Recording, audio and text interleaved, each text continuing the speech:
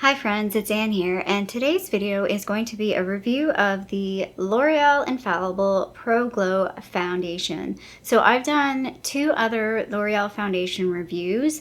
I reviewed, I think the first one I did was the Infallible 24-Hour Fresh Wear Foundation, and then I also reviewed like the OG L'Oreal True Match Foundation. So I'll link those down below so you can check out those videos as well. I feel like this video is going to be a lot shorter than those.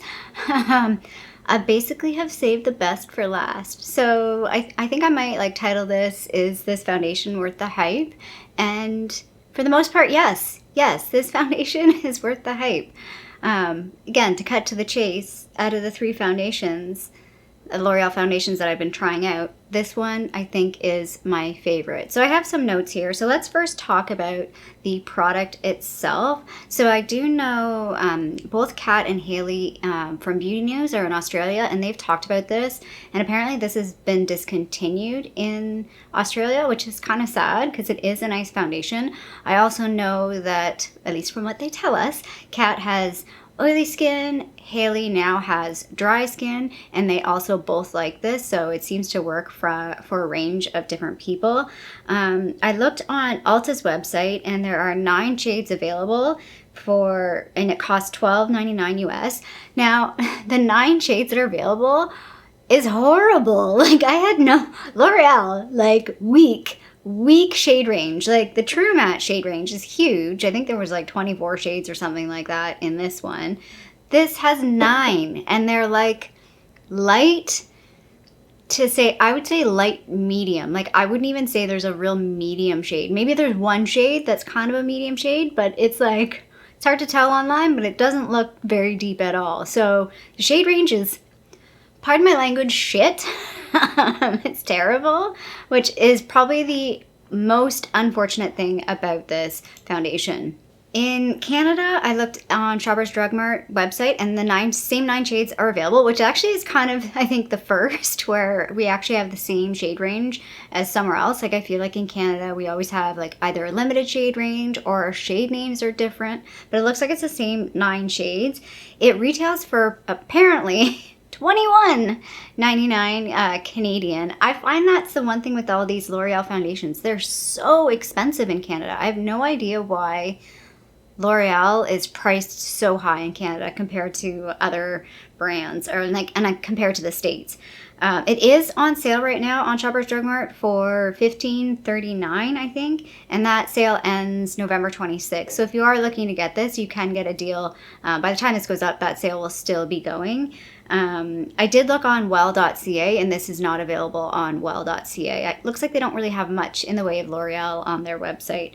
I'm not sure if there are any other makeup sites that you can order like this kind of a product on for Canada. If there is other sites, let me know, because I don't know. Oh, maybe I should look. Is London Drugs might have a website. Let me check them if they do. If not, yeah, I'm curious to know, because I always go to Shoppers Drug Mart because it's really the only online retailer that sells like drugstore type products online in Canada, which is kind of a pain in the butt. But yeah, so from testing this, so let's just talk about testing. Again, this is going to be a lot shorter than my other videos, because I basically felt like the first time I tested this and I took photos, it looked great. I do have 2 shades, so let me just talk about the 2 different shades I have. So the first shade I bought was 205, and you can even tell in the bottle this is not the right shade for me. I actually did buy this to use on somebody else. I don't think I ended up using this, but I did like the finish of it, so I did want to try, and I knew I was going to do this testing. Actually, I think that's what, no, it might have been this foundation that spurred the testing. So I picked up a different shade, and this is the shade 203. I think they have names on them. I'm not sure. This is Nude Beige, and this is Natural Beige. We're living in the beige world, friends. I'll put a little picture up comparing the 2 shades. You can see that the 205 is a bit deeper, 203 is a bit lighter. I feel like 205 is a bit more yellow undertone, and 203 is a bit more neutral to maybe slightly cool undertone on the 203. And then I'll put up another picture to show what this looks on my skin. So 203, I took a picture of just it on half of my face, and it looks so natural. Like, it looks like my skin, just like I put a filter on it. I was so impressed at how good this looked in person. Like, that's the interesting thing. I feel like a lot of foundations will look good in person, or I like the way it looks in person, but then I take pictures of it and I'm like, oh, that doesn't look the way I feel like it looks when I see it in the mirror. But this one looks great both ways. It looks great in person, and it looks great on camera, or yes, yeah, on camera. And 205, so I'll show another picture of 205 on my face. You can clearly tell it is not my shade. It almost looks like it's dirty on my face. Now, I can probably get away with this in the summertime once I use a self-tanner. It probably would look pretty good with a self-tanner. So I am obviously going to hang on to this shade because I could use it in the summertime. So I am obviously wearing the foundation today because I want to wear it in the video. I did apply it with a brush today and over the Becca Backlit Priming Filter. I have totally messed up that name. I don't prefer to apply a foundation with a brush. I prefer a sponge, but it did apply really well with a brush, and I feel like you get more coverage with a brush. Like, they tout it as a medium. They've got like a little grid on the back. I think they use that to compare it to their other foundations, and they do say this is a medium coverage. I think it's close to medium full. Like, I feel like this is borderline full coverage. It's maybe not 100% full, but you're getting close. When I do apply it with a sponge, I feel like I can get much more of a sheer application with this. So I do prefer, and that's just my natural, like, I prefer to apply foundation with a sponge. So some of my notes are, I did feel like I need to set this. So it's not like glowy, like, as I was saying, like, I think this can work for people that have even oily skin because it's not super glowy. It's not like a foundation that you put on your face and you're like, oh my god, it's going to slide everywhere and it looks like super shiny. It doesn't look shiny at all. Like that photo I showed with the half and half, I didn't set it. Like, that's just the foundation. So it's got a really natural finish. Like, even though they call it Pro Glow, it's not glowy. I feel like it's very natural finish. But I even personally, I have like normal, slightly, I probably have combination skin. The more I say it, I think I probably have combination skin. It's not really oily though. I just might have like an oily day here and there. But I do feel the need to set it. Like, it does feel a bit tacky when you first put it on, and it doesn't settle or set really quickly. So I do feel the need to set it. I found when I did like swatching, the color doesn't oxidize. So I compared it, like testing it, like seeing if it would oxidize, like putting a swatch on, letting it dry, and then put a swatch right next to it. And I didn't feel like it oxidized, but I felt like it almost settled to more of like a neutral tone. So if there's any sort of like yellowish tone in it, that sort of seemed to disappear and it just settles into a more neutral tone. And again, the last thing I want to say is, like, I really feel like it looks very skin-like. It does not settle into my pores. It's got that nice texture compared to something like this that's very thin, and I feel like when something's really thin, it sets into my pores. Like, I definitely have very definite pores on my face. I used to have really bad acne and really oily skin, and I feel like that's just sort of like an after effect, that I have a lot of texture and pores on my face, especially like in this area. And I feel like this really smooths that out. Like, it really doesn't settle. It doesn't settle into like the divots.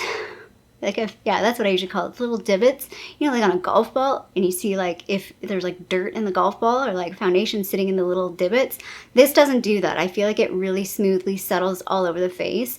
I feel like, for me, again, all foundations, everything, my makeup always wears off. When I see people filming and they're like, oh, I put my makeup on 6 hours ago, and I'm like, wow, like, that looks great. I can never get my makeup to really last. I feel like I need to, I've done it before where I've like put my makeup on early in the day and then I film later in the day. I always have to touch it up. I always have to like freshen it up because it does not look that good after 6 hours. So for me, this foundation still wears, like, it doesn't last. Like, I don't feel like by 6 to 8 hours it looks exactly the same, but I feel like it wears so naturally. Like, I don't get weird bunchy bits. I don't get weird patchy bits where it's like stuck on certain spots. It just sort of melds into the face really, really nicely. So I guess to answer the question, is this worth the hype? Yes, I feel like it definitely is worth the hype. If I were to rank these 3 foundations, this obviously would be number 1. I feel like this would be number 2 for me. I like the way this sat on my skin a little bit better, I think, than this. I feel like this is maybe a little bit more finicky for me. And I just think about, like, when I pick a foundation, I want to be able to just especially on days where you're like rushed, you don't want to like spend a whole lot of time on your makeup, but you want to put makeup on. I want to be able to just throw on a foundation, either like lightly with a sponge or, you know, just even with my fingers, and I want it to just look good. I don't want to think about like, did I blend it perfectly? Did I take the time? Like sometimes you're just like, you gotta go. And I feel like this is that kind of a foundation where I don't have to worry that, is it gonna look good? Did I blend it properly? Is it gonna be patchy? Is it gonna wear? Is it gonna like rub off in weird spots? And this is one of those foundations where it's like, it's a grab and go kind of foundation. It's one that I can like put on and know it's gonna look good. And anytime I put it on, like I found like the other two foundations, I was trying it with like a million different primers. I was trying different application methods to see if I can make it look better. This looked good on the first go, and it didn't really matter what primer I put on. It didn't really matter what my skin was doing that day. If it was a good skin day or a bad skin day, I feel like this looked good. So yeah, I'm a fan of this one. I am slightly worried it's going to be discontinued now. Like as I said, they said in Australia that it's gone, and I did have a hard time finding this in store. Like in some stores, they just don't have the Pro Glow. They have the other ones, but they don't have the Pro Glow. So that makes me a little nervous that it might disappear, because it is a really good foundation. I think the two things L'Oreal can do: keep that foundation. Like I don't even think some of the other foundations in the line are really worth it. I think they definitely should keep that one and expand the shade range. Like, why is it such a shitty shade range? That's really hard to say. Say that 5 times fast. Shitty shade range. Shitty shade range. No, it's not gonna work. But yeah, so I think I saved the best for last, and I think this is definitely going to be the shortest video, but I do recommend this. Like, if someone were asking to try a foundation, I would recommend this to a lot of people, and I think if you haven't tried it and you're considering trying it, I think it's worth it. Again, if you're in Canada, wait for it to be on sale because it's stinking expensive, but the price in the States is actually pretty reasonable, I think, for the product. So that's my final review for those L'Oreal foundations. I don't know if I'll do some more foundation testing next year. I want to do maybe some concealer testing. I have a lot of different concealers, and I mean, if you've looked at my eyes, I have very wrinkly, crinkly under eyes, and I feel like I could maybe do some good concealer testing. So that might be my next round of testing, but I think that's going to be much more rigorous and difficult type testing. So anyway, I hope you liked this video. If you did, feel free to give it a little thumbs up down below. And if you haven't already, I would love it if you did subscribe to my channel here in Toronto, Canada. I hope you're doing well, and I'll see you sometime soon. Bye.